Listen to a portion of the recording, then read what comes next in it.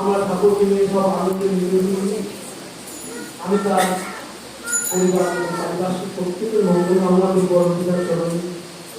তিনি এই ধরনের আনন্দ উপলব্ধির মধ্যে দিয়ে পরিবেশ সবাইকে সুস্থ স্বাভাবিকভাবে জীবনযাপন করতে পারে। আমরা সকলে মিলে পরমপিতার চরণে কৃষ্ণ গুরু পুরুষোত্তম প্রতীক গুরু বংশধর দেহ শরীরের সূত্র থেকে জ্ঞান থেকে ঠাকুরের বর্তমানে যে যুগ পড়েছে অর্থাৎ নরলীলা করেন গোরা রায় কোনো কোনো ভাগ্যবান প্রতিভায় পায়। তাহলে অর্থাৎ নরলীলা কিভাবে তিনি করেছেন কিন্তু সংস্কৃতিতে নেই।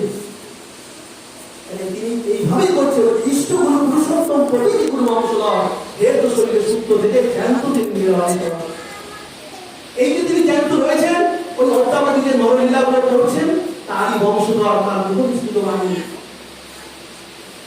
আর তার মুখনিষ্ঠিত বাণী পালনের মধ্যে দিয়ে কিন্তু আমরা জীবনের সবচেয়ে বেশি চরম আনন্দটা উপলব্ধি করতে পারি। ঠাকুরকে নিয়ে আমরা কি চাই? আমাদের প্রশ্ন, ঠাকুরকে নিয়ে আমরা কি চাই? ঘর টাকা পয়সা ইত্যাদি আমরা চাই আমাদের জীবনটা আনন্দে ভরে উঠুক। আমরা সকলকে নিয়ে একটা আনন্দের মধ্যে দিন কেমন করতে পারি। সেই আনন্দময় প্রতীক, আনন্দের মূর্ত প্রতীক তাই তাকে দিয়ে আমরা যে কোনো কাজ করতে যাবো না করবো, গৃহপ্রবেশ, বিবাহ, অন্নপ্রাশন, শুভকাজ, তাকে সামনে নিয়ে যদি আমরা এগোতে থাকি তাহলে আমাদের জীবনটা সেই আনন্দে ভরে উঠবে। একটা ছোট বিনাদার কথা বলি, তিনি তখন বাংলা আছেন ওইখানকার রেজিস্টার জজ। তো তার একটা একই ভাই আর তার জ্যাঠতো ভাই আছে, তার কোনো সন্তান নেই। তো তার জেঠিমা সম্পর্কে 81 বছর বয়স তিনি মারা গেছেন।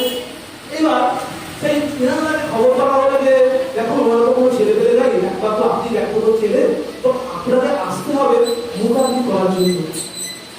তিনি বাগডোগরায় আছেন, আসাম, মারা গেছেন আলিপুর না দমদমের কাছাকাছি কলকাতাতে। তো তিনি তখন খবর পেলেন তখন রাত 2:10।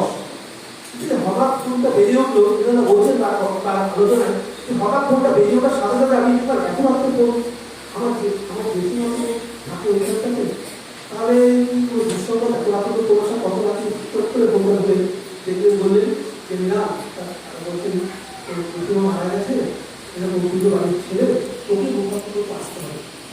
তো তিনি বলছেন রাত তখন 2:10। আমি কিভাবে সেই